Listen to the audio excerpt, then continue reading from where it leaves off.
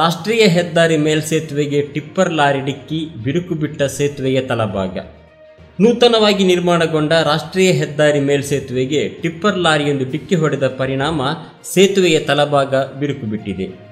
ನೂತನವಾಗಿ ನಿರ್ಮಾಣವಾದ ಈ ಸೇತುವೆಯನ್ನು ಇತ್ತೀಚೆಗೆ ಸಾರ್ವಜನಿಕರ ಸಂಚಾರಕ್ಕೆ ಅನುವು ಮಾಡಿಕೊಡಲಾಗಿತ್ತು. ಜೊತೆಗೆ ಸಾರ್ವಜನಿಕರಿಗೆ ರಸ್ತೆ ದಾಟಲು ಇದ್ದ ತಾತ್ಕಾಲಿಕ ದಾರಿಯನ್ನು ಮುಚ್ಚುಗಡೆಗೊಳಿಸಲಾಗಿತ್ತು. ಇದೀಗ ಹೆದ್ದಾರಿ ಸಂಚಾರವನ್ನು ಸ್ಥಗಿತಗೊಳಿಸಿ ತಲಪಾಡಿಯಿಂದ ಆಗಮಿಸುವ ವಾಹನಗಳನ್ನು ಸರ್ವಿಸ್ ರಸ್ತೆಯಿಂದ ಕಳುಹಿಸಲಾಗುತ್ತದೆ. ಪರಿಸ್ಥಿತಿಯನ್ನು ನಿಯಂತ್ರಿಸಲು ಅಗತ್ಯವಿರುವ ಹೆದ್ದಾರಿ ಸುರಕ್ಷತೆ ಎಲ್ಲ ಕ್ರಮಗಳನ್ನು ಕೈಗೊಳ್ಳಲು ಅಧಿಕಾರಿಗಳು ಮುಂದಾಗಿದ್ದಾರೆ. ಪ್ರಸ್ತುತ ಘಟನೆಯಲ್ಲಿ ಯಾವುದೇ ಪ್ರಾಣಹಾನಿ ಸಂಭವಿಸಿಲ್ಲ. ಡಿಕ್ಕಿ ಹೊಡೆದ ಟಿಪ್ಪರ್ ಚಾಲಕ ಮದ್ಯ ಸೇವಿಸಿರುವ ಬಗ್ಗೆ ಪ್ರತ್ಯಕ್ಷದರ್ಶಿಗಳು ಮಾಹಿತಿ ನೀಡಿದ್ದಾರೆ.